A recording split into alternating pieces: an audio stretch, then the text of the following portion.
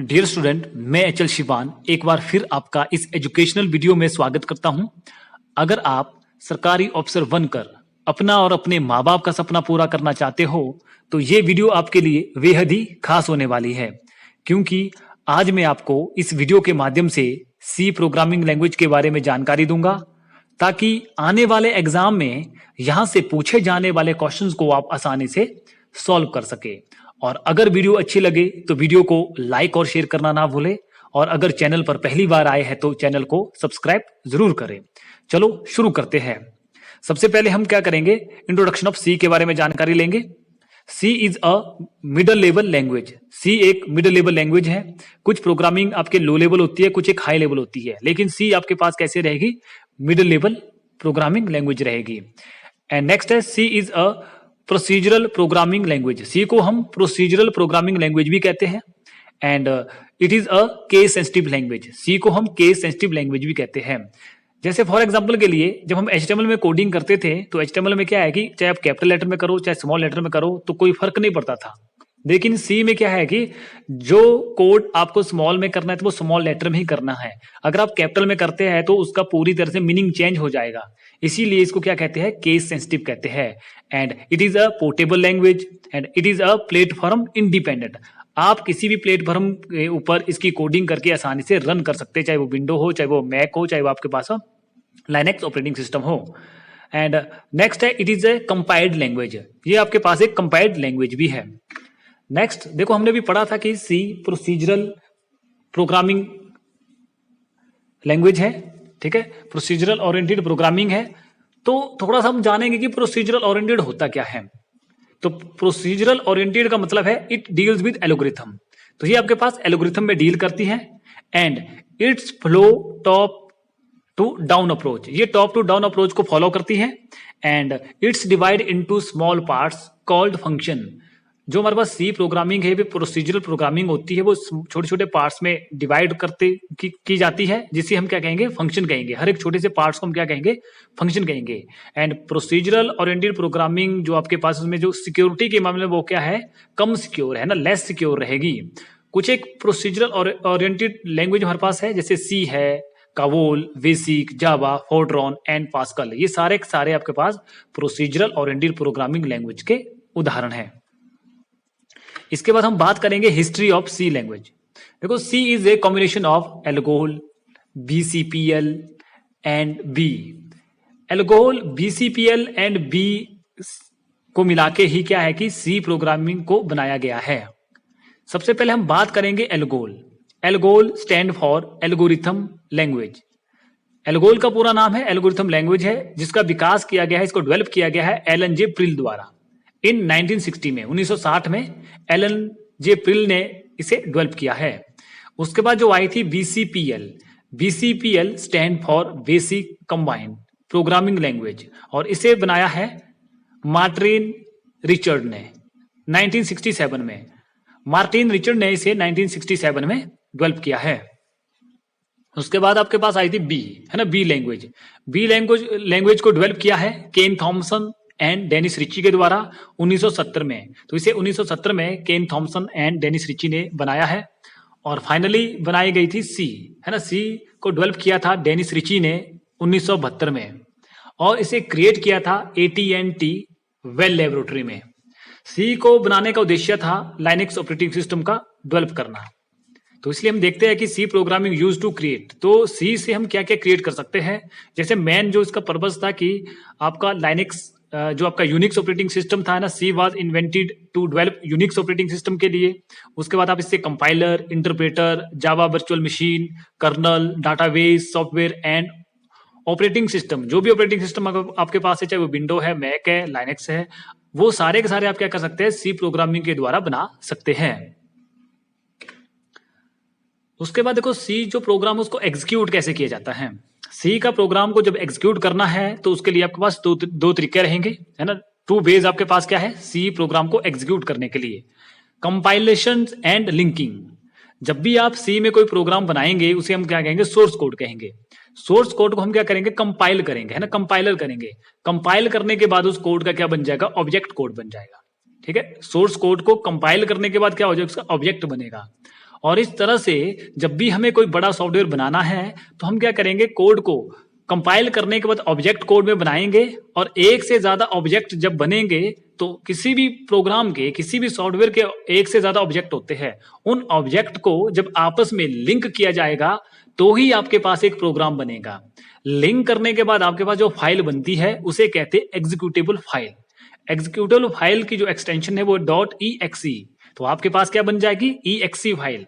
देखो source code को compile करेंगे, कंपाइल करने के बाद क्या है कि आपके पास ऑब्जेक्ट कोड बनेगा। जब ऑब्जेक्ट को, है ना, मोर देन 2 ऑब्जेक्ट को जब आपस में आप लिंक करोगे तो आपके पास बनेगी फाइनली एग्जीक्यूटेबल फाइल, जिसकी एक्सटेंशन है .exe। और उसके बाद क्या है कि जो आपके पास सी प्रोग्रामिंग है, इसको कंपाइल करने के लिए आपके पास जो सॉफ्टवेयर होंगे, जो आपके पास कंपाइलर होंगे, उन्हें हम कहेंगे नोटपैड++, वॉरलैंड, C++, टर्बो सी, या फिर सबलाइन टेक्स्ट। इनके ऊपर क्या कर सकते हैं आप, सी की जो प्रोग्रामिंग है, फिर कोडिंग है, वो आप आसानी से कर सकते हैं। देखो आपके पास एक प्रोग्राम है कि आप किस तरह से एक प्रोग्राम बना सकते हैं सी में। सबसे पहले देखो आपके पास क्या है कि हैशटैग का यूज करके hashtag include studio.h, hashtag include conio.h, ये हमारे पास होती है हेडर फाइल। ठीक है, हेडर फाइल होती है। जैसे आपके पास studio.h जो भी है आपके पास है stdio, है ना, स्टैंडर्ड इनपुट आउटपुट .h, तो इसको हम कहेंगे standard input output .h header file कहेंगे।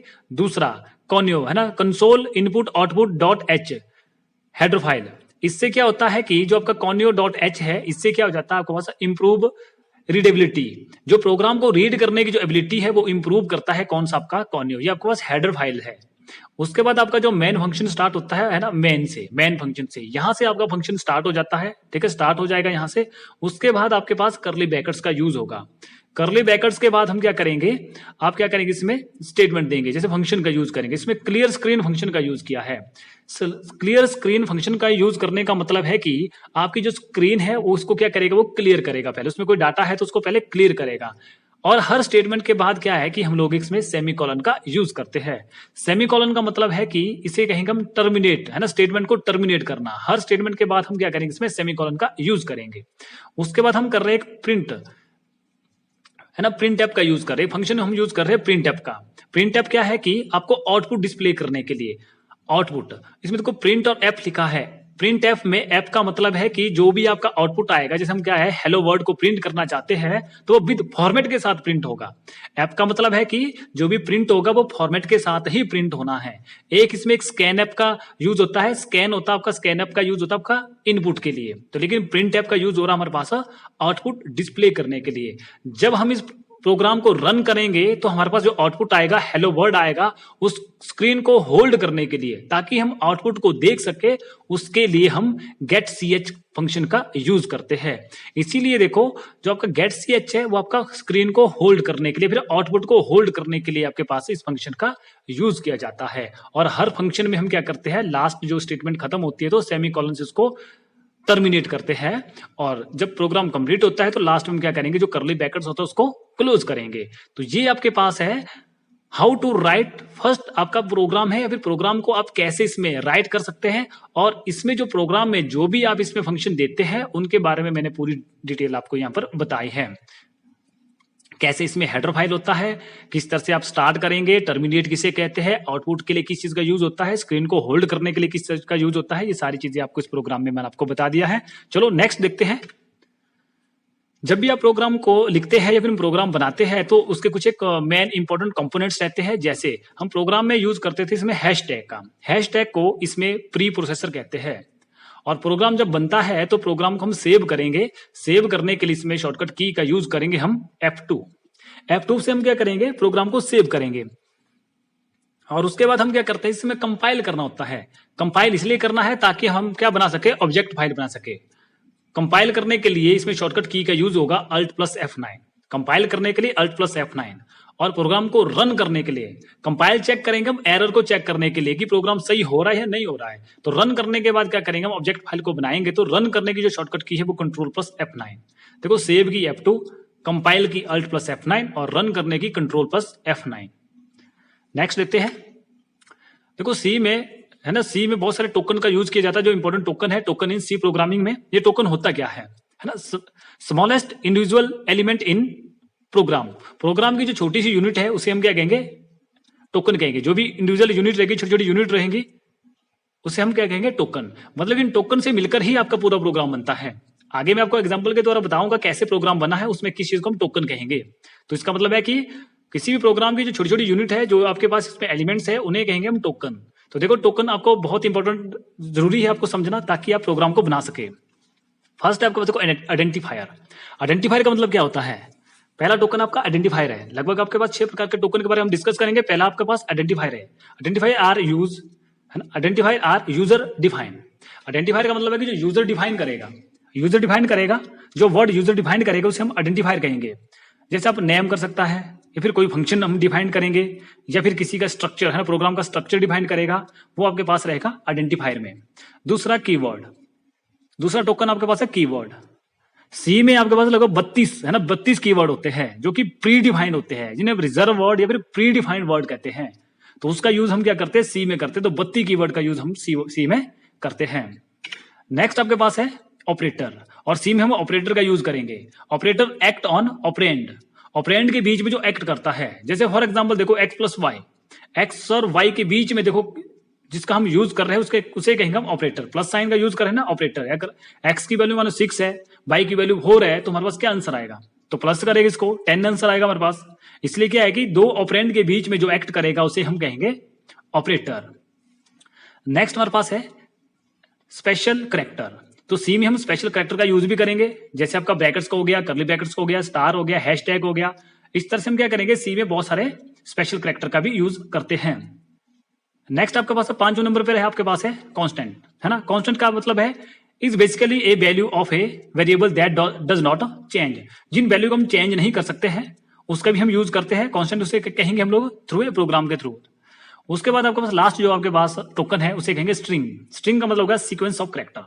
सीक्वेंस ऑफ कैरेक्टर से, जैसे किसी का नाम है वो क्या हो गया, स्ट्रिंग हो गया। इसका मतलब सिंपल सी है कि टोकन क्या है कि प्रोग्राम के जो छोटी छोटी यूनिट्स है उसे हम क्या कहेंगे, टोकन कहेंगे। टोकन से मिलकर ही पूरा प्रोग्राम को हम तैयार कर सकते हैं। तो देखते हैं कैसे। देखो ये एग्जांपल है। इस एग्जांपल में देखो हमने एक प्रोग्राम बनाया है। इस प्रोग्राम में देखो यहाँ पर है ना, इंट लिखा है, इंट मैन, ठीक है। ये देखो, ये आपके पास कैसे है, आपके पास इन्हें कहेंगे हम प्री डिफाइंड, है ना, प्री डिफाइंड वर्ड। इन्हीं वर्ड को हम क्या कहते हैं, कीवर्ड कहते हैं। इसके बाद देखो इसमें क्या है कि स्पेशल फंक्शन, है ना, स्पेशल सिंबल का यूज हुआ है, ठीक है। इन्हें हम क्या कहेंगे, टोकन कहेंगे। स्पेशल सिंबल, यहाँ पर curly bracket, simple brackets, int का, ए का, वेरिएबल का यूज हो रहा है, कैर का यूज हो रहा है, फंक्शन का यूज हो रहा है। देखो हेलो वर्ड, जिसे हम क्या कहते हैं, स्ट्रिंग कहते हैं। स्ट्रिंग का यूज होता है, सीक्वेंस ऑफ कैरेक्टर। तो जब भी हम प्रोग्राम बनाएंगे वो आपका टोकन से मिलकर ही बनेगा। नेक्स्ट देखते हैं, आपको पता है फॉर्मेट स्पेसिफायर, है ना। फॉर्मेट स्पेसिफायर इन सी में कुछ एक फॉर्मेट स्पेसिफायर होते हैं जो बहुत इंपॉर्टेंट रहेंगे। Each conversation specification must begin with a percent sign. जितने भी स्पेसिफायर है वो आपके परसेंट साइन से बिगिन होते हैं। तो देखो थोड़ा सा इनको समझने की कोशिश करो। परसेंट सी का मतलब होता है करेक्टर, है ना, करेक्टर्स। सी का मतलब करेक्टर हो गया। डी का मतलब हो गया आपका साइन इंटीजर। इंटीजर हो रहा है लेकिन साइन इंटीजर हो रहा है। एक साइन हो गया, एक अनसाइन हो गया। देखो एफ का मतलब हो गया, एफ से ही देखो, एफ से क्या फ्लोट आ रहा है, एफ फॉर फ्लोट वैल्यू। आई से अनसाइंड इंटीजर, अनसाइंड।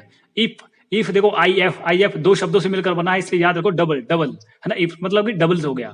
पी से पॉइंटर हो गया, है ना। पी से प्रिंटर ना करके पॉइंटर याद रखो। पी से पॉइंटर। परसेंट एस का मतलब हो गया स्ट्रिंग, है ना, स्ट्रिंग का यूज हो रहा है। Percent n print nothing, n का मतलब प्रिंट नथिंग। एंड परसेंट का हो गया प्रिंट परसेंट करेक्टर।